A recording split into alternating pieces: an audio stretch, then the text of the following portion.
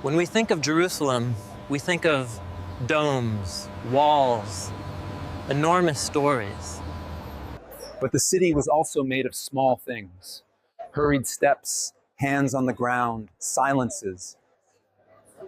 Today I will walk among these stones and, at each corner, trying to listen to those who almost never appear in books. Because sometimes the past isn't in the big dates, it's in what's fallen on the ground. You imagine Jerusalem as golden stone, psalms, and incense. But at dawn, there were women who didn't look up at the sky. They looked down at the ground before the sun warmed the stones. They were searching for food, not promises. They didn't start the day with a plan. They started with a calculation. How many steps to the market? How many guards? How many shoves? A stomach doesn't negotiate, and money almost never. If the day failed, the night became a threat. In the street, no one called it survival. They called it a way, a silent way, without heroism.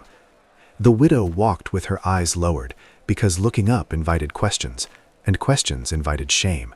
That's how she moved through. The first target was the edge of motion, where carts stopped, where sacks tore, where fish water dripped.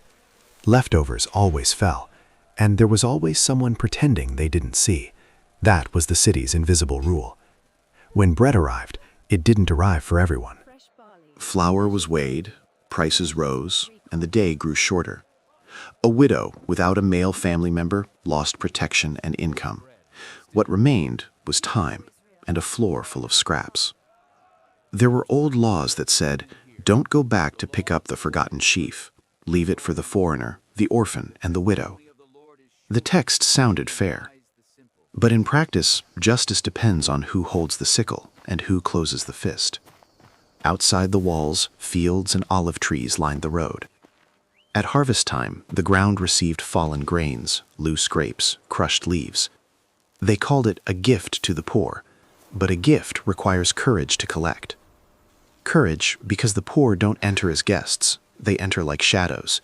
If the owner twisted her face, the widow pretended she was the wind.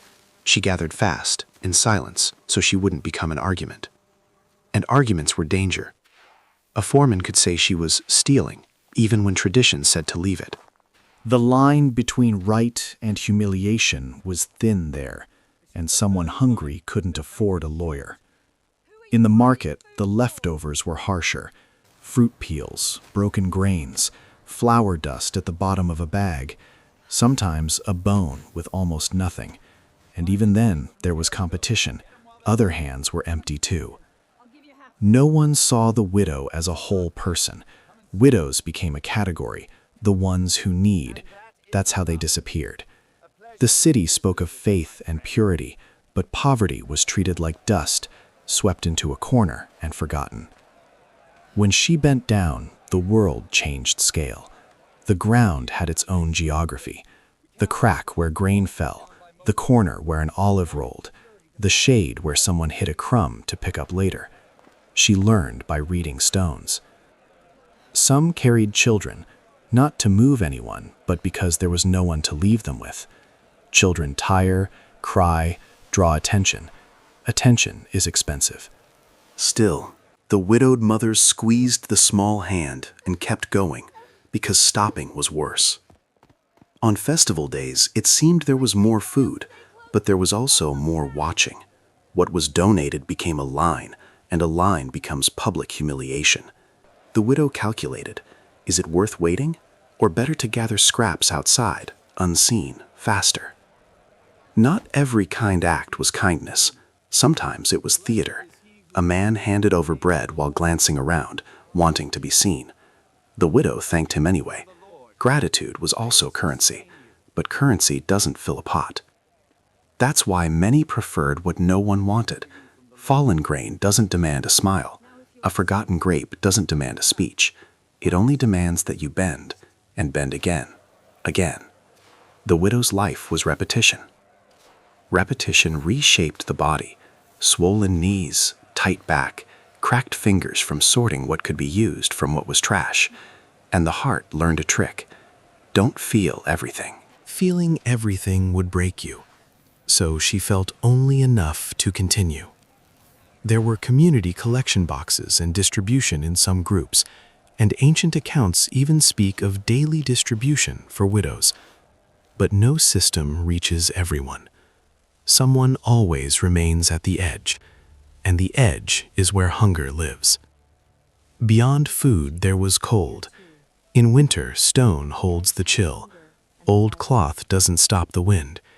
And there were rules against taking a widow's garment as collateral for debt. Still, debt is another hunger, the creditor's hunger. At night, danger changed its face. Little food draws desperate people. A widow alone was an easy target.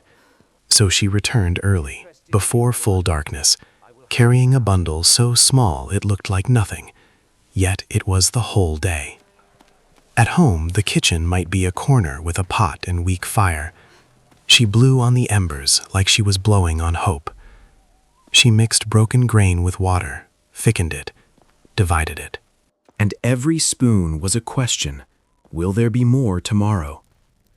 What you don't imagine is the sound of sandals scraping stone, sacks being shaken, coins clinking far away, sounds that said, someone has, and smaller sounds that said, I don't have, but I'm here.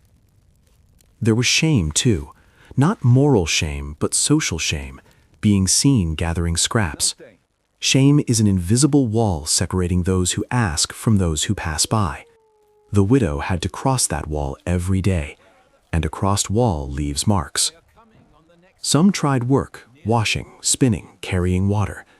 But informal work pays little and costs time, and time is what hunger eats first. When payment was delayed, the ground became immediate wages, hard but available. And there was loneliness. In a society where the household revolved around a man, the widow became roofless with a roof. No voice in the assembly, no defense in the street. She existed in the cracks between one closed door and another. Sacred stories reminded the people to care for the widow. It was written. But the city didn't always live what it sang. The distance between text and ground was the distance between a full granary and an empty hand. When harvest ended, the gifts of the field dried up. The widow returned to the urban circuit. Residues, leftovers, crumbs.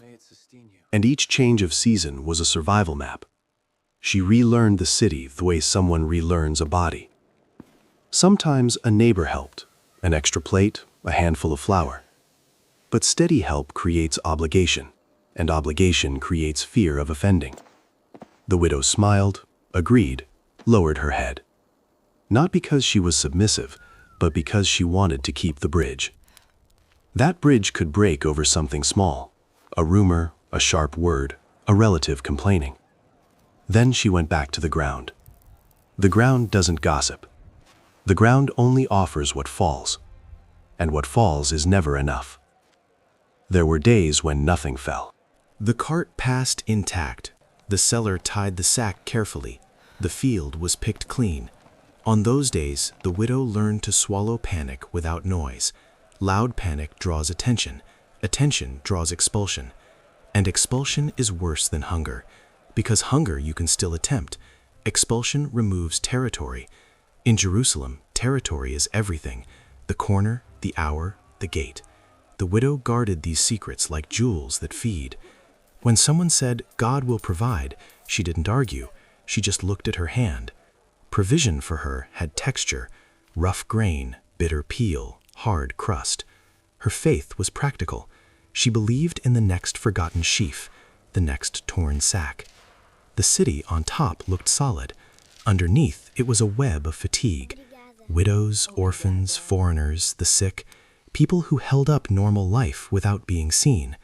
Nothing exploded, nothing collapsed. Everything wore down, quietly. And still, there was dignity. Not dignity as pride, but as persistence. The widow washed what she found, sorted it, cooked it properly, taught the child to be grateful without groveling. It was the art of not letting hunger rule everything. At some point, she realized It wasn't only food, it was place. The world had places you didn't enter. The widow learned to live on the threshold, near doors, near corners, near the leftovers, and leftovers became home. The hardest part wasn't the dirty ground, it was the eyes of others, as if they were dodging a mirror. Because the widow reminded a truth: stability is fragile. One accident, one illness, one death, and you become someone who will gather. When the day ended, she tried to save a little for tomorrow, if she could. Saving is a luxury, but she tried, because hunger returns early and returns strong. That's why the widow slept lightly, like someone standing guard. If you ask how poor widows lived in Jerusalem, don't look for grand scenes. Look for small gestures, a hand on the ground, eyes in the corner, a quickened step. Their story is made of details almost no one records. And that's why, when we read widow in ancient texts, it seems simple. It wasn't. It was a life negotiating crumbs and dignity, rights and humiliation, faith and reality. The city shone. Beneath the shine, there were knees in the dust. In the end, Jerusalem remained standing. The festivals continued, the speeches continued, and the widow kept bending, because life doesn't collapse all at once. It wears down. And when it wears down, you gather scraps from the ground, as if you were gathering time.